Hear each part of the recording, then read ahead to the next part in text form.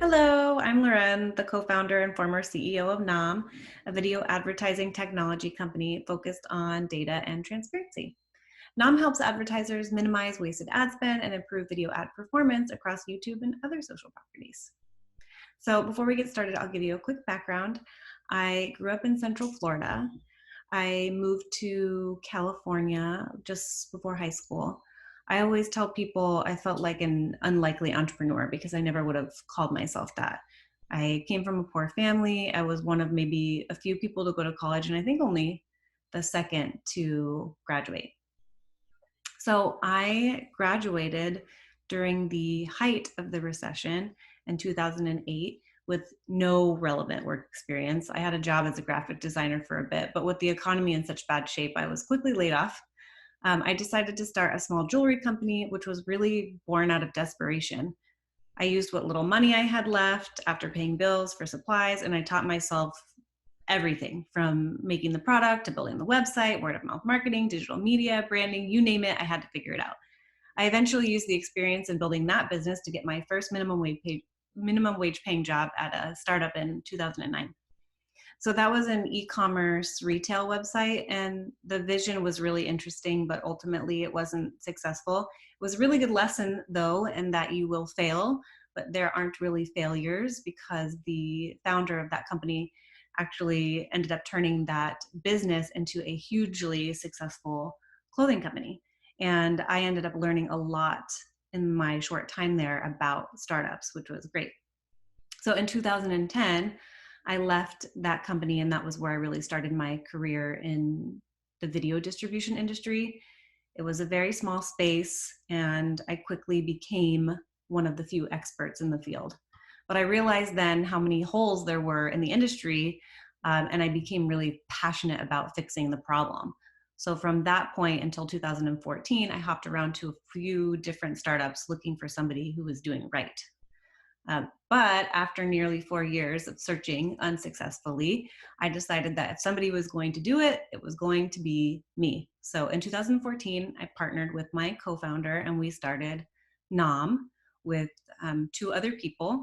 We had $4,000 in startup cash, and we grew it to an almost $22 million business in 5 years. So flash forward 2017, we actually sold the business, and then in 2019, we were named number 10 on Inc. 5000's fastest growing companies in America, which we are so honored to be a part of and proud that we were able to accomplish that. So this brings us to where we are today. Let's dive in. Everyone knows the analogy, if the bones are good, nothing else matters. This can be applied to your home, your relationship, your family, and can absolutely be applied to your business. So today I want to talk to you about setting up a good foundation for your company. You're all going to create multi-million-dollar businesses, right? So you should be planning for that now. It's really the best advice I can give. And today I want to share with you how to choose a partner, the importance of planning, the power of relationships, the most common failures I've seen, and some tools that you can really use to get started now to organize yourself for success in the future. So let's dive in. Lesson is get real with yourself. No one's good at everything. Understand your strengths and your weaknesses. Find a partner that you trust and that complements your skill sets to work with if you can. And don't feel like you have to do it alone. If you do, that is likely your ego talking. Always remember that a smaller piece of a bigger pie is still more. If you can be 50% more successful with two people, you'll be better off in the long run. I'll give you an example. For me, I'm very creative and very strategic. I love problem solving, but I do not enjoy the day-to-day slog. I knew I wouldn't be able to effectively manage our company's operations and finances to scale something long-term because I didn't enjoy it enough to become the expert in it. This was, however, my co-founder's great strength. So he ran operations and I did everything on the front end initially. This ran the gamut from sales to marketing to branding to account management. Anything that touched our client or our customer, I handled. This also doesn't necessarily need to be a co-founder or somebody that you employ full-time in the business. It could be an advisor or mentors that will really help you along the way. Just make sure that you are compensating these people in some way for their time. I have structured these arrangements in a couple of different ways.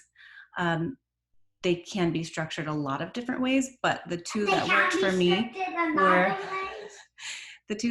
me were 100% equity and a mix of equity and compensation. For 100% equity, you could offer 0.25% or 0.5% with a 3-year vesting period. This vesting period simply means that the equity is earned incrementally over time, which is really important because you want to incentivize people to stay connected and invested to the business for a long time. 0.25% to 0.5% may not seem like a lot, but it's actually very generous for somebody who's only going to be giving you an hour or two of their time each month. You could also do a mix of equity and compensation for very hands-on advisors. I would say anybody that's spending 5+ hours with you a week, you could give them that 0.25% to 0.5% plus a monthly stipend that could range anywhere from $1,000 to $10,000 a month. It really depends on their current contribution to your business. You likely wouldn't want to pay somebody $10,000 a month, for example, unless they were really contributing to the sales and to your bottom line. All right, my next lesson is unleash your inner Virgo. In other words, plan, plan, plan, and then when you're done, plan some more. What do you want your business to look like in 5 years or 10 years? Ask yourself this. You should be thinking about this now. Put it to paper and work towards that. Every move you make should be in an effort to accomplish these objectives. This is a paramount step in planning for your business because this is the one exercise that you can refer back to again and again to ensure that you are keeping your focus. Which brings me to my next point, which is failures. Most of the companies that I see fail for one of two reasons. The first being they lost their focus on the ultimate goal and started going in 100 different directions. This could be because they took funding from someone and were careless with it, or the investor was not a good match for the business and wanted to take the vision in a different direction. It could be that the business focused too much on what their competition was doing and tried to pivot too often. The second one I see a lot is ineffective leadership and bad hiring practices as you grow or scale your business. Having the right people on your team and taking care of them will really catapult your success. You may be asking yourself, well, how do I know if I have ineffective leadership? The answer to that is really that strong leaders work alongside their people, serving them instead of simply delegating to them. They're also committed to the advancement of their teams. So hire very slow and fire fast if it's not working out. I can't emphasize this enough. Many people, business owners, don't know this, but losing and rehiring employees is not only bad for company morale and bad for company culture, it will end up costing your business so much more in the long run. So hire slow, take care of your people, pay them well, and keep them forever. Never underestimate the power of relationships. Help people expecting nothing in return. The good fortune will always come back to you tenfold. I spent the first 4 to 6 months of my business meeting with people and helping them accomplish their goals with no hidden agenda at all. Some of them ended up becoming some of my biggest company advocates and customers down the line when the company began to grow. I understand this can sometimes be hard. We're living in a pandemic. We're just trying to keep our heads above water. You have no safety net, and we don't have the luxury of time. But to the extent that you can, even giving someone 30 minutes of your time to help them accomplish something or connect dots, make an introduction to somebody in your network that can be helpful for them, this goes a long way, and do as much of it as you can. Think about how good it feels when you pay it forward. That person is going to feel the same. Get everything in writing. Another common mistake I see entrepreneurs make is not having agreements or partnerships clearly defined in writing. No matter how much you think you trust someone, spending a few $100s in the beginning of your company journey on a contract can save you thousands, sometimes millions, and a lifetime of headache in the future. So I'll give you some examples. Decide whether you want an LLC or a C Corp and form your business entity. If you have a partner, create a partnership agreement. Even if you don't have an attorney involved, make sure expectations and responsibilities of each party are clearly defined. You could even bullet this out on paper and have both partners sign it if you don't have the funds yet to have it professionally drafted. If you have a retail product, make sure you're checking trademarks. If you're building something completely new, make sure you're looking into patents. They aren't necessary for everyone, but it's definitely something that you should explore. It's all this unsexy stuff that will save you time and money and potential lawsuits realistically down the line. LegalZoom is super easy, and you can do just about anything you need to do for starting a business now, so there's really no excuse not to have these things done. All right, now we're going to switch gears. I want to talk to you about some tools that you can use to accomplish your objectives. There are a lot of tools out there that I've used over the years, and these are my tried and true. They aren't the only tools that exist out there to accomplish these things, but they're the most effective in my experience, and they have the ability to grow with your company, which is really important. I'll explain a little bit why. The first tool is Google Suite. Your website, your email, your branding, your social channels, your contact info, it all needs to be consistent across the board. I call this a labor of love because setting it up is very time consuming and it doesn't immediately provide revenue, so it can feel taxing. I spent so much time in the beginning of our business creating our first logo, building the website myself, and designing business cards when we started NOM because we had no funds and I wanted the company to look polished and put together. People would often tell me that they thought I was wasting my time and that no one would look at the website and cards get lost or thrown in the trash. But the fact is that these things are your physical and digital calling cards. When people go looking for you, it's the first thing they see. This is why services like Namecheap are so important. Even if people or potential customers don't spend a substantial amount of time on your website, whether you have them or not could determine their first impression. So again, get your house in order. It establishes credibility and it could be the reason someone works with you or not, or buys your product or not.